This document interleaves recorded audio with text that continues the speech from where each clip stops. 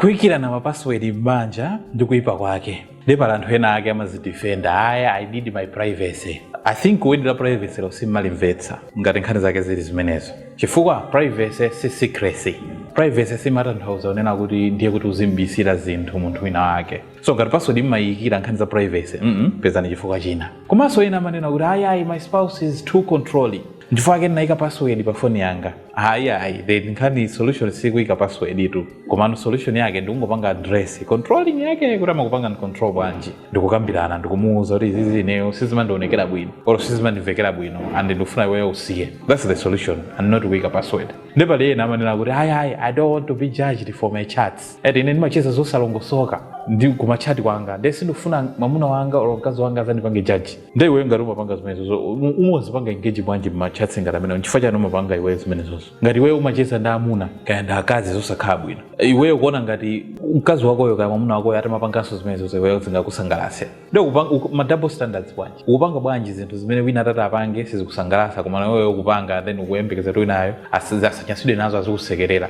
Tendipeze zifukwa zina. Lero tigawane kuipa kumene kungathe kubwera ngati fetu kuyika mapassword m'mafoni. Ndena amachita kuyika phone yo password app ina iliyonse kuyikiranso password yake ndi yake kubisa zinthu kuti munthu asadziwe kaya ndikugale kaya ndikuma messages ndi zina zambiri kuyikira mapassword. Vuto lomwe limabwera loyambirira it breeds suspicion and assumptions. Ngati fetu mayika mapassword m'mafoni mwathu zimadzala thanga ya kukayikira. So wina yamakayikira ngakhale mtakhaza kuti mwina mukupanga zabwinobwino koma wina abe yamakayikira kuti ndiye amayikira password iyo ngati amapanga zabwinobwino. So zimapanga plant a seed of doubt.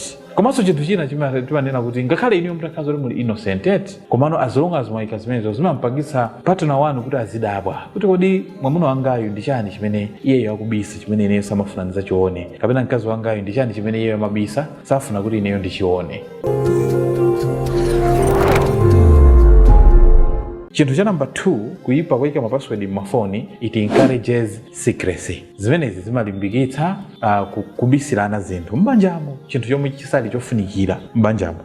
Chimene mungadziwira anthu inu ndinu thupi limodzi and nthawi zina zake ndi zabwino kwambiri even password imene mkazi akuyuza mumunanso aziuza yomwe. Mkazi akayifuna phone yanu ayuza the same password mukayifuna phone ya mkazi wanu muyuza the same password. Izi ndizofunikira kwambiri komano ngati musakutero zimapanga encourage secrecy. So chimene mungadziwe njonena kuti zimatha kuyamba pang'ono tu zinthuzi kenako ndikukula ndikukhala zazikulu kwambiri. Komanso it encourages your spouse to do the same. Inu ngati mukuyika password pa phone zimatha kumulimbikitsanso kuti spouse wanu so ataniso nayenso apange zomwezo. Si amuna anga ayika password kapena akazi anga ayika password ndi ineyo sayikirenji. Komanso kuipa kwa number 3 it blocks communication. Inu ngati mumayika password pa phone or kaya pa laptop or pa zinthu zina kuti wachikondi wanu asazipange access. Trust and openness are the foundation of marriage. Mudziwe kunena kuti kukhulupirirana komanso kuyankhulana kumasukirana otherwise zimene tinazinena so m'buku lathu lija limene kuligulisa 5000 lija tinanena kuti trust and communication ni ma core foundations of every marriage. So make sure kuti zinthu zimene zizikuyenda bwinobwino chifukwa pamene pamakhala kuti mapanga set ma boundaries so you block the communication and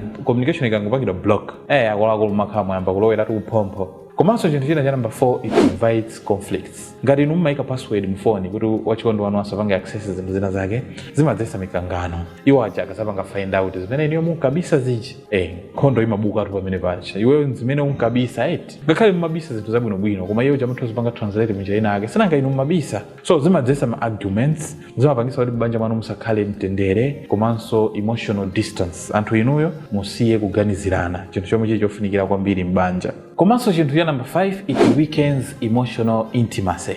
Akuluakulu kukhala intimate kumayeneka kuyambire mu bongo osati just the physical act yomwe timapanga kuchipinda ichaya komano zimayeneka ziyambe mukaganizidwe kako ukhale mfulu mukaganizidwe. So ngati anthu inuyo mukumasukirana ndikuuzana china chilichonse zimapanga build closeness makhala oyandikirana kwambiri oganizirana kwambiri okondana kwambiri fainala kuti palibe china chilichonse chimene inuyo mumabisana. So sharing access where appropriate says I have nothing to hide. I trust you. So phone yanu kuyika opanda password ina iliyonse or kupanda kubisa chinthu china chilichonse, indirectly mmakhala mukumuwuza wachikondi wanuyo kunena kuti inetu ndilibe chilichonse choti ndikubisire chifukwa chonena kuti inetu ndimakutani ndimakukhulupirira. Ndiye lero taphunzitsana zinthu 5 zimene izi tiye tizipange implement. Mapassword aja si dilu akuluakulu, ndi mavuto amene ajawo ani mabanja ambiri akusokonekera these days chifukwa cha zinthu ngati zimene izi. Password hiding is like emotional divorce. Kukhala kupanga set password mfoni mwanu zimakhala ngati emotionally mwampanga divorce wachikondi wanuyo, mwambloka kugawo lina la moyo wanu. So choosing secrecy over unity imakhala disaster mbanja. Musasankhe secrecy, mukuyena rather musankhe unity, kukhala anthu ogwirizana komanso kupanga na trust. If you find this video helpful, please like it and share, and don't forget to follow our page for similar videos. Thank you very much for being there and watching, and see you in the next one.